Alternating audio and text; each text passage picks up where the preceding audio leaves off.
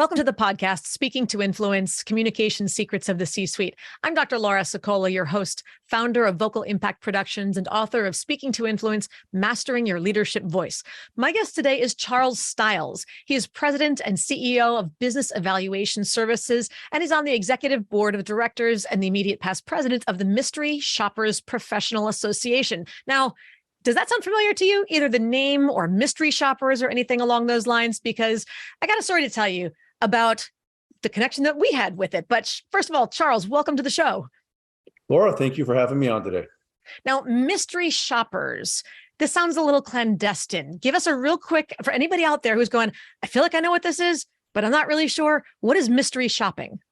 Well, mystery shopping is, it's funny when people ask, they have no clue what it is. So really, they're anonymous guests, if you will, that we send into retail businesses, restaurants, to really have a guest experience and provide feedback based on how they were served. So if I have a company, whether it's a clothing store or a restaurant or something like that, and I need to get a better sense of how my store is performing, how my people are doing, if there's problems with, I don't know, money disappearing or something like that, or we're hearing a lot of complaints or losing people, and I want to know why, then I would hire you to send in people undercover, either as new hires and trainees or as guests, customers, et cetera, and then they'll come back and report what they have experienced. Is that correct?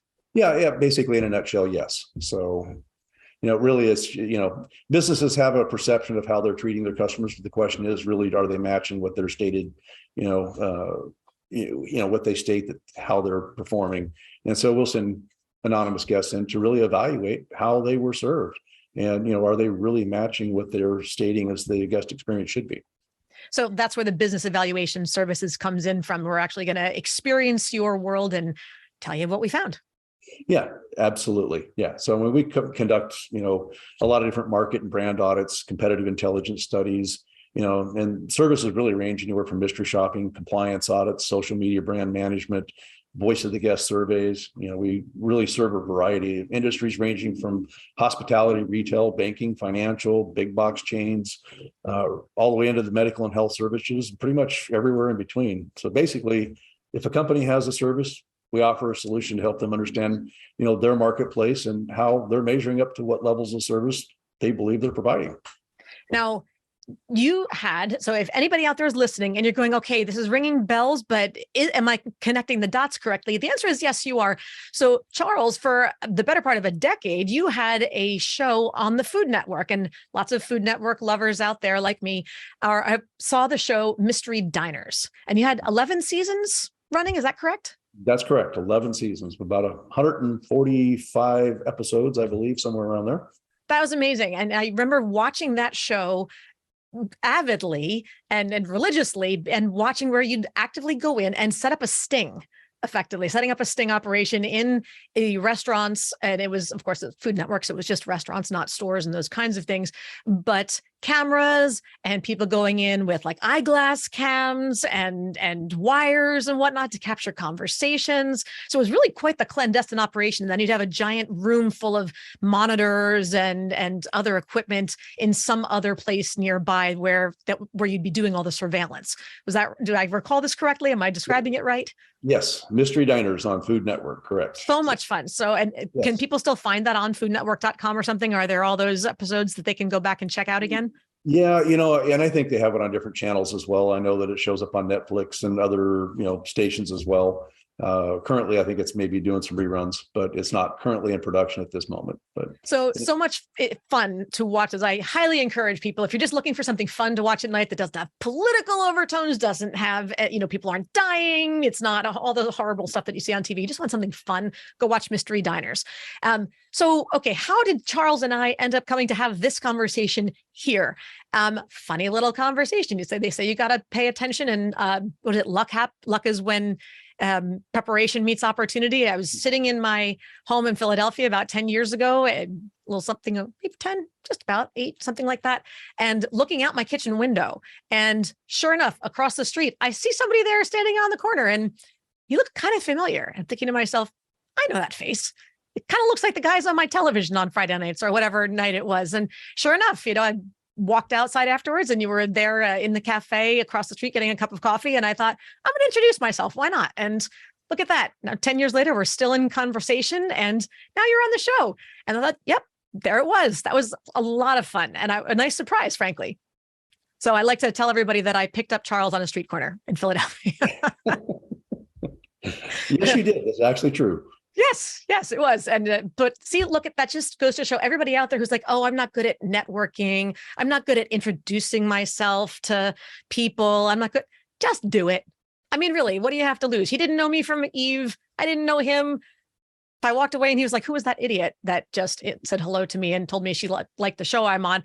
Okay, so some random stranger who I'll never see again thought I was an idiot. But really, is that likely? Not so much. So look at what can happen if you do take that first step and say hello to people. So we have this great conversation. Let's take it in and get down to business. What's your favorite part of your job and why? That's a good question. The answer to that is going to the bank, because that means I get paid. I think that's everybody's favorite part of their job, but that notwithstanding. No, but just kidding. Really, the favorite part of my job is really working with a variety of companies and industries and learning what their pain points are, and partnering with them to provide solutions that help them build and sustain a customer-focused service culture. Whenever a company reaches out to us, we know there's a reason that they're calling us, and it's our job to ask the right questions to better understand what those reasons are and to help them find solutions for their pain points. Sometimes they're receiving negative reviews, they're hearing customer complaints, seeing their numbers decline, or have implemented some type of a form of a training program, and they need a solution to effectively measure the success of the training they put in place and provide them with feedback on what needs further focus or additional training. So really, the favorite part of my day is really helping other businesses succeed. Yes. And I think that's most of us are in that kind of role of just, I think people can lose sight of the importance of wanting to help whoever your internal or external, I can speak, internal or external customer that you're serving. Is your heart still in the service? And when it is, boy, what a difference that makes. Now, with all of this, what's one of the biggest issues of the day, and how do you have to adjust your approach when you're talking to different key stakeholder groups about it? Well, I think one of the biggest issues that, seems to, all industries are facing or impacted is that no one seems to want to work these days. It doesn't matter, what industry you're talking about. The consistent thing that you hear from all businesses seems that they're struggling finding people that are willing to get out of bed and simply go to work. And I'm not sure what happened, but, prior to COVID, it didn't seem like it was such a big issue. But now that things are starting to normalize from the impact of COVID, it's a struggle to motivate people to go out and go to work.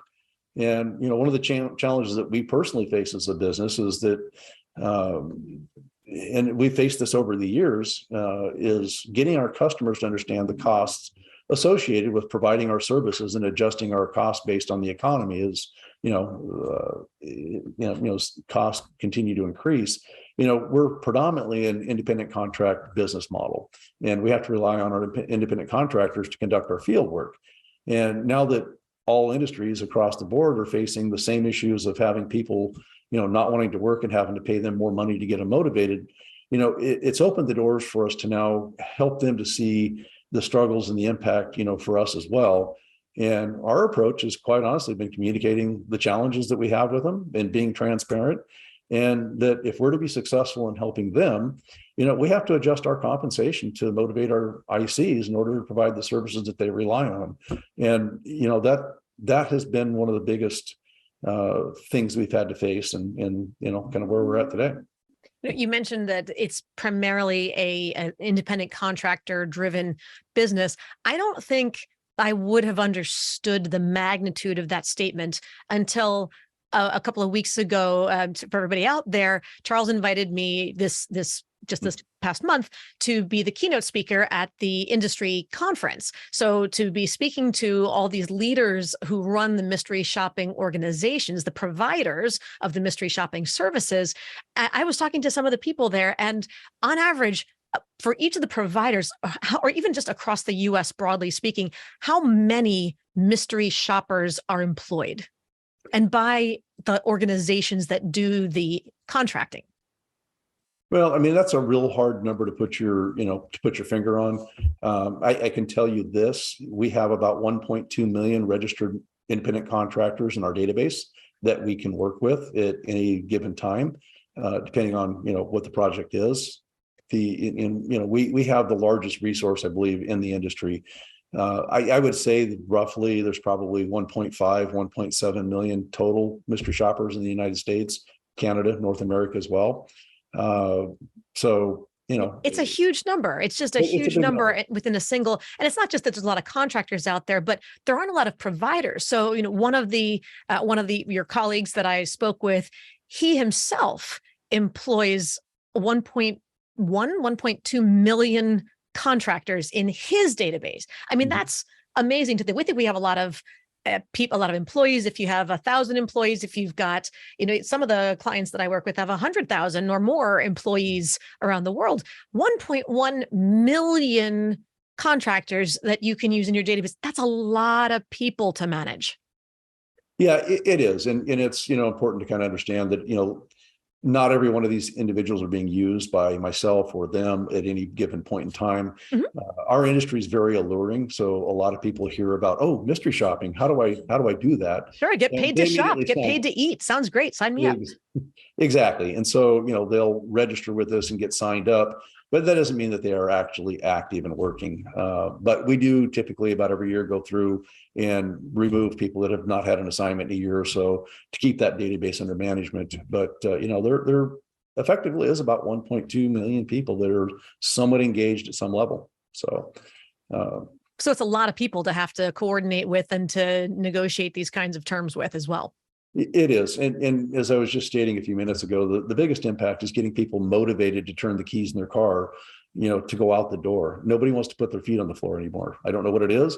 We had one of our other keynote speakers at the session, which you got to hear as well from AJ Tusa, Poppy from the New Orleans Creole Cookery Restaurant. He has his opinion on what has taken place, as you heard. But yes, we won't go into that. It was a funny story, but we'll leave that one alone. But that really is the plaguing industry challenge everybody has now, whether you're in the flooring industry or the grocery industry. I mean, effectively, you walk down the street to any restaurant and you see a sign almost on every one of their doors, "We're hiring." Yes. And, that didn't used to be the case. So. Yeah, no kidding. And in all of this, who's the toughest audience that you ever had to get through to? Well, toughest audience. Well, I mean, I through my years as a young man in my early 20s, I worked for a post-secondary educational trade school, and I was working as an admissions director. And I had developed a recruiting strategy to bring on new students into the school, which was working wonderfully. I mean, I had increased our student enrollment significantly by the marketing strategies I'd put together. After about 6 months after I had started this, this new concept, the owner of the school had hired a new dean of education whose philosophy was the best man for the job was employees from the school where she worked from last. And after bumping heads for a period of time, I decided that, it's time for me to start my own business. And that was really one of the first businesses that I had started. And so I stepped out on my own, started a student recruitment business and offered it to other schools. And one of the first schools that I approached had about 30 locations. And when I first met with him, the owner was very resistant. I'm sure some of that came from my age, but he asked me a question. He said, "Why would I take a chance on you?" My answer was simple. I said, if I don't bring you any new students, you owe me nothing. There's no upfront fees. All you have to do is simply agree to pay me for each new interview that I bring into the school and a separate fee for every new student that enrolls. You have nothing to lose.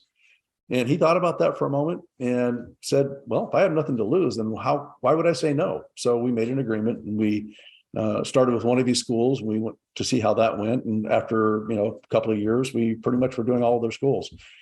So that was a tough audience to break into because I was a young man, but it was really about confidence in myself and solutions that I had to offer them.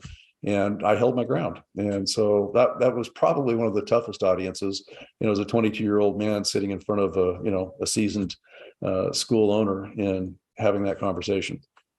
Now I'm curious, so it sounds like what you were offering him was a commissions only model. Effectively, I bring someone to you, I get paid. I don't bring anyone to you, I don't get paid. And was that how you had originally structured the system, or was that something that you pivoted on the fly to try to get him to come down and meet you?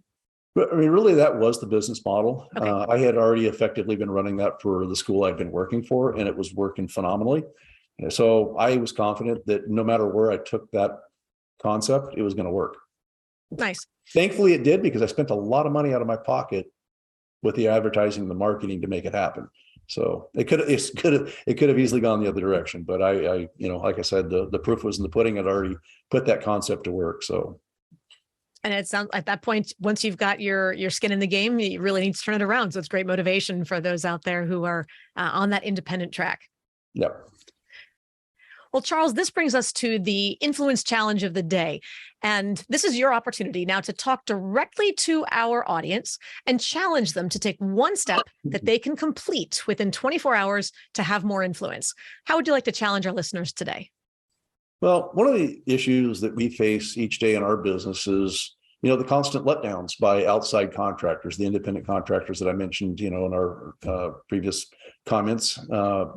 But for various reasons, sometimes these ICs, when they take on an assignment, they don't complete them as they promise. And unfortunately, that's kind of a thing we have to deal with in this industry, is people take on assignments, and then for whatever reason, the dog ate their keys for the 10th time. The car doesn't work, whatever the case may be, they're sick. And when that happens, our internal staff is required to scramble at the last minute and fill schedules with other available contractors. And, one of the challenges that it gets exhausting for them. And, it makes it real easy for them to express frustration and sometimes make negative comments to other teammates, such as, great, they flaked again, or I can't believe these people, or whatever it might be. Meaning some of the contractors that you have to call on to do the fill-ins last minute are the ones who burn out, because they're the dependable ones that you keep going back to clean up somebody else's vacancy or mess. Yeah, but not so much that. I'm talking about my internal employees, those that actually handle the scheduling and the quality control and the management on a day-to-day basis. Because they're the one dealing with these independent contractors, and, they make promises they're going to go out there today and take care, whatever the assignment is, and they don't. And so now they're scrambling last minute to make sure, we're fulfilling our clients', needs. And it's easy for them to get frustrated. And, like I say, for the employees, make comments around the office that really shouldn't take place. And I mean, we literally just had this conversation on this past Wednesday in our office meeting. And during our meeting, somebody made a comment about, people flaking. And immediately our operations manager took that opportunity to remind everyone that even though it's frustrating, they need to refrain from negative talk, as even small comments can influence everybody else's opinions and have a negative effect on how we communicate, to those that we have to rely on. And my challenge for the next 24 hours is really for those listening to be conscious of your words. Any negative comments that you may make, correct them on the spot. And if you're involved in conversations with others that have negative comments that are being made, rather than doing the easy thing, which is engaging into the conversation, take the opportunity to interject a positive perspective and try to influence others to see things from a different angle. Just watching the tone, watching the negativity level in the conversations, which is not to say that you shouldn't acknowledge where there are problems or challenges or something that needs to be fixed, but there's a difference between that and whining or complaining, as opposed to bringing up a problem and suggesting solutions. Am I drawing that line of demarcation correctly? You are. I mean, because that's the easy thing to do, is to just fall in line with those that are, engaging in negativity. And it's really the leaders that take the time, the opportunity to say, let's flip this. How do we turn this into a positive? And let's look at it from a different angle. And it really does change the tone, change the energy, change the culture of a team or an entire organization when there's a lot of just overall negativity and just complaining, valid or otherwise, with regard to whatever they're complaining about. Something about the way that it's discussed can really change the feeling and just of connection, of trust, and whether or not it's an enjoyable place to work for. Yeah, absolutely. And that's always been one of our policies, is that we don't engage in that. We don't allow that. And, we'd always try to keep things at a positive level. But, even on a best day, everybody has their moments. And so, it's always good to be reminded. So Yes. Yes, 100%. And we want to make sure. So, all right, everybody, you've got your 24-hour challenge for the next 24 hours. Either watch yourself and keep from allowing those complaining negative comments to come out. And or if you hear someone else using them, try to counterbalance that a little bit with a positive intention or something else to help redirect the tone of the conversation before it spirals downhill. Did I interpret that instruction correctly, Charles? You did. All right, great. Well, then moving on from there, tell me about a communication related mistake that you've made. And if you could have a do-over, what would it sound like? Well, if we're all honest with ourselves, we've all made communication mistakes of one way or another. But after high school, I was attending college. One of the, I think probably the biggest words I wished I could take back in do over I could do. I worked part-time in the evenings and weekends at a jewelry store as a salesperson. And, again, I was young and not one of my proudest moments. So anybody listening, please extend a little bit of grace as I share the story. But, one day this lady walks into the store and indicated, whatever it was that she was looking for. And through the course of conversation, I wanted to be, more personable. And I asked her when her baby was due. And countenance changed. And she said, "I'm not pregnant," and turned and walked out. Now, Ouch. yeah, it was kind of an ouch moment. I learned a lot that day about making assumptions and being careful about what you say. If I had a do-over, I would have sounded more like, "So tell me about yourself. Do you have any children? Are you planning on having someday?" And, really let her share whether she was pregnant or not. And had I taken that approach, I think the whole experience for both of us would have gone a lot differently. But that was my lesson. So, I don't know if that was what you were looking for. I think that's a pretty big one. And I think all the every HR rep who's listening right now is going, "Oh my gosh," the yellow flags are flying and the sirens are going off. And that's a definite one that I think too many people have experienced. And, pregnancy is such a challenging situation, whether to discuss it or not. And just sort of note to self, to everybody, perhaps stay away from anything regarding body types and just leave it at that. When in doubt, stick to the topic. How about the what kind of jewelry are you looking for and why, for example, and stay safe. So, everybody out there just went, ouch. Yeah, just one of those assumptions. So see, everybody, and look, he has clearly recovered quite well in his career. So everything is recoverable one way or another. Then what's an approach that you've used to address an accountability issue with someone on your team? Now, you've already mentioned that with the contractors involved, the ICs, as you called them, that look, people flake every now and then. It's hard. They may agree to go and shop and evaluate a particular store and then not do it for whatever reason. So whether it's about them or an employee or somebody else, how have you dealt with that accountability for somebody on your team? Well, I'll give another analogy story, if you will, from the mystery shopping side of my world. One of the key areas that, can determine success or failure in a business is ensuring clear communication, with our customers and making sure that, we ask all the right questions before we set up a new project to eliminate any potential avoidable issues or misunderstandings that could take place. And that's two-sided. Sometimes that is dealing with the clients that we work with and those that we serve, as well as the independent contractors, the internal employees that, that manage and work and conduct the audits itself. And so one of the short stories I want to share is a lesson that, we've learned over the years that has helped us really ensure that we have clear communication, on all fronts. And, as I'd mentioned, the mystery shopping service into variable industries. Well, one of our clients is a retail ballet dancewear company, and one of their locations is in New York. Well, as part of every project or client that we work with, we develop a set of guidelines, on the client's expectations of what the guest experience should look like for every customer, as well as the do's and don'ts of conducting their audits. Well, one day I received a call from a district manager who was clearly very upset about an incident that took place in one of our stores that had to do with one of our mystery shoppers. She set the stage, by first saying that they believed 100% the report that was turned in, that the shopper, shared exactly the entire experience as it took place. And, she went on to explain, however, that the circumstances that took place and to share that the girls were freaked out and they didn't want to help the shopper because it was a male customer who came in who was trained who was trying on women's tutus and women ballet clothing. So as a result, the shoppers reported, a poor guest experience, rightfully so.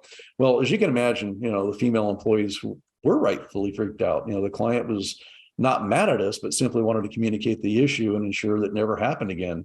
And as a result, we had to create a new rule for that client that only females could conduct these shops going forward. And in turn, we had to have a conversation with the shopper and explain, why they could no longer do these types of shop for us in the future.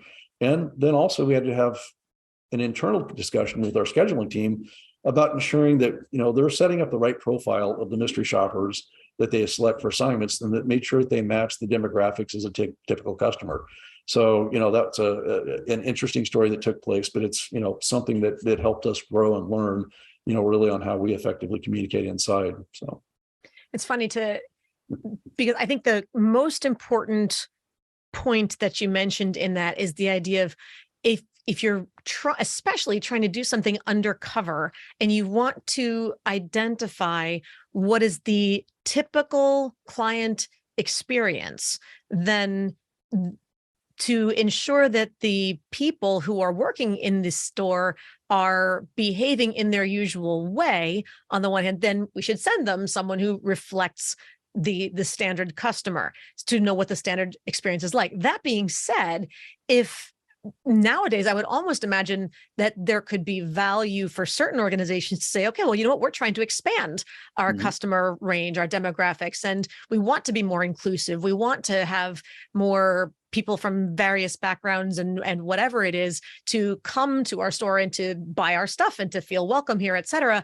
Are our people treating them the same way with equal respect and courtesy and whatever else? Then to be able to say, you know what, send me people who are every shape, size, color, square, circle, triangle as possible, except this traditional, 3-foot by 2-foot box of a person kind of a thing, just to see what they do. But what I'm taking away from this is just remembering the importance of having the conversation to set expectations and ensure that when you know who you're looking for or what you're looking for, that you articulate that clearly, and that you double check that you have interpreted it clearly of what the appropriate avatar would look like if you're going to get the answer that you're looking for. You can't, if you don't ask the right question, you won't get the right answer back. Am I hearing that correctly? Yeah, that is exactly correct.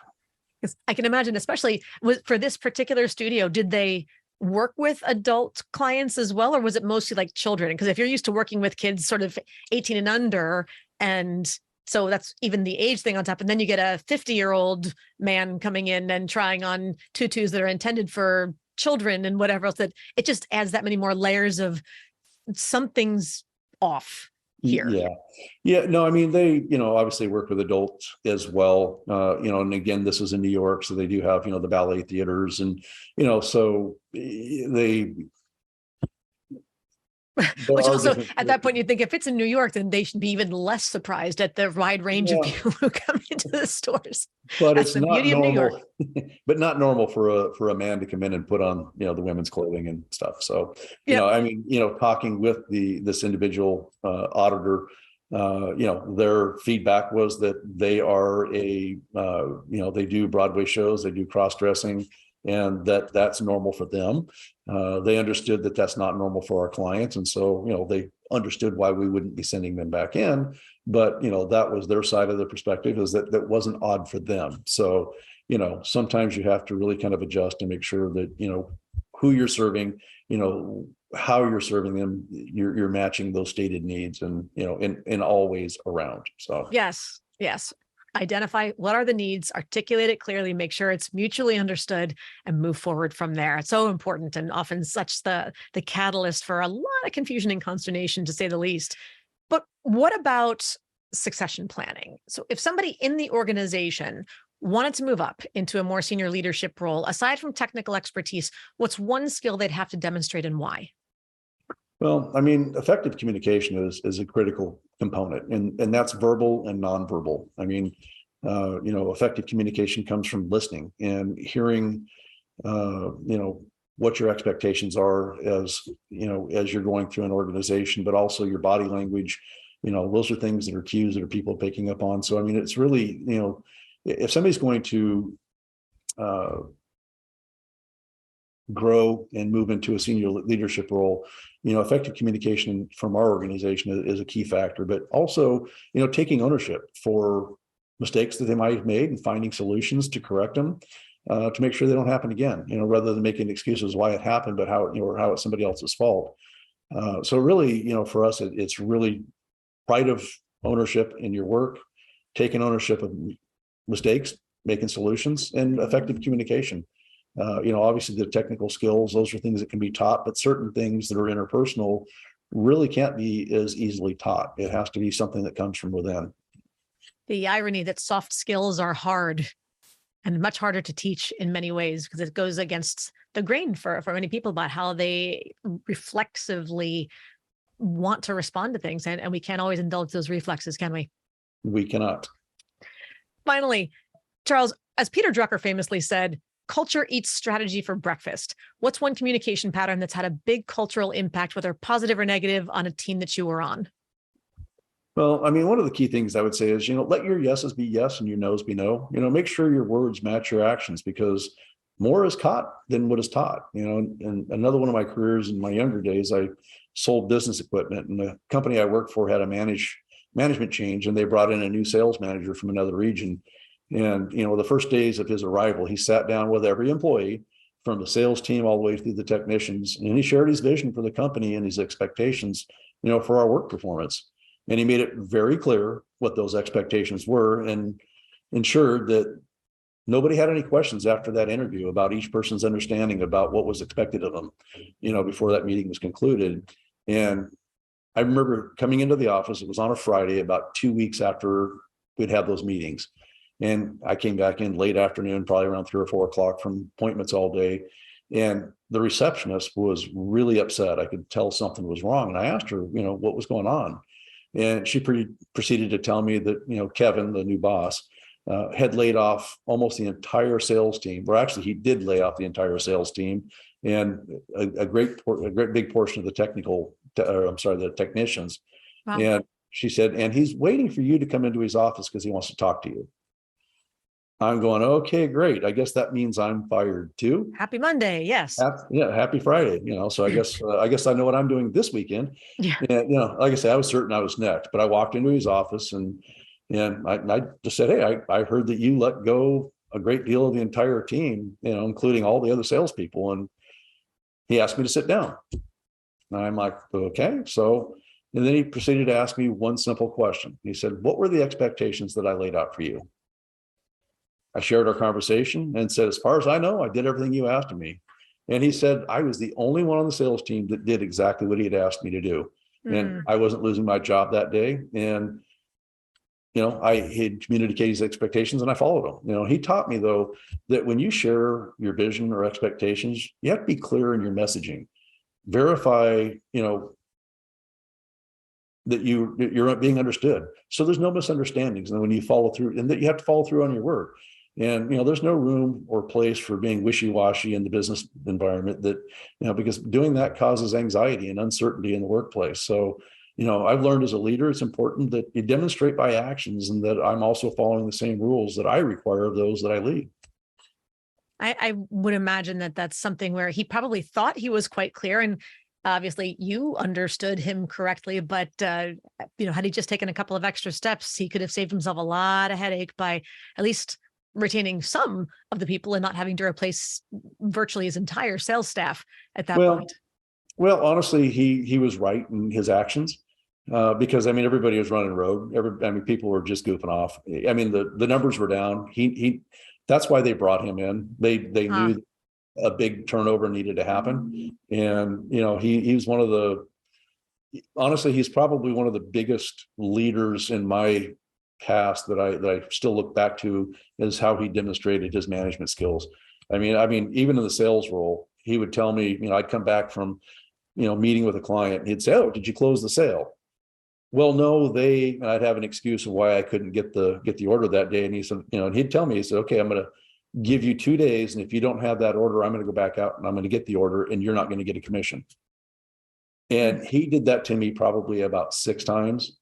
And it really taught me, I better start asking for the sale.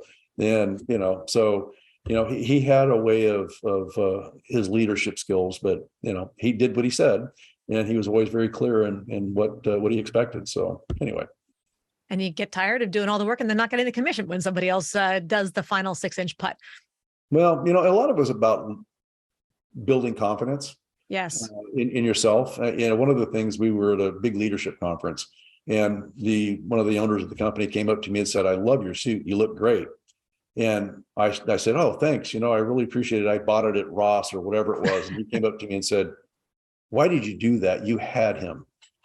It was, take ownership, say thank you. Don't give excuses. Yep. Yeah. We don't even hear the stuff that comes out of our mouths until it comes out. Sometimes like, why did I need to tell him that? I just should have said thank you, or it doesn't need to know where it comes from. But I just suddenly told you that I was a Ross shop. And look, I buy plenty of stuff at Ross. Lots of us buy stuff at Ross. Ross is a great store. Nothing wrong with Ross. But if you're trying to set a certain image, and these people think that they only want to do people who shop at Nordstrom's and their Nordstrom quality services, to then add those other things, if it's the wrong person who's not going to connect with it, they're going to say, nope, I only do business with Nordstrom's. So, oops, that's always a good point too, right? Don't overshare. Yes. Somebody gives you a compliment, say thank you. Don't make excuses. And just leave it at that, right? Don't disclaim. And I think that's a challenge for a lot of people too, how to take a compliment. A lot of people dismiss it, say, oh no, well, it's just this old thing, or it was a handmade, whatever it was. And for that matter, you don't need to go brag and say, hey, it's from Nordstrom's. Are you impressed? Oh yes, it's my third Armani suit this week. I don't need to go the other direction either. Just say thank you graciously. Follow the KISS principle, right? Keep it simple. Exactly. All right. Well, with that, Charles, thank you so much for joining us today. How can people learn more about you and mystery shoppers? Well, if anybody wants to learn more about our company or myself, they can go to our website, which is www.mysteryshopperservices.com. Well, Charles, thank you so much for joining us on the show today. It's been a lot of fun. Thank you for having me. It's been a pleasure. And to everybody else out there, thank you as always for tuning in. Be sure to subscribe so you never miss an episode. And don't forget to give us a 5-star rating on Apple Podcasts, iTunes, Spotify, Stitcher, your platform of choice, so we can help even more people increase their confidence, presence, and influence. And finally, if you want to download my free guide to equipment recommendations for virtual influence, including my picks for microphones, lights, and more, go to speakingtoinfluence.com. I'm Dr. Laura Sokola, and you're listening to Speaking to Influence, Communication Secrets of the C-Suite. Hi, everyone. This is Dr. Laura Sokola, and I want to sincerely thank you for listening to the Speaking to Influence podcast. If you love listening to these episodes as much as I love bringing them to you, be sure to subscribe so you never miss an episode. And please go to iTunes right now to rate and review our podcast in order to help us expand our reach so even more people can master the 3 C's to command the room, connect with the audience, and close the deal.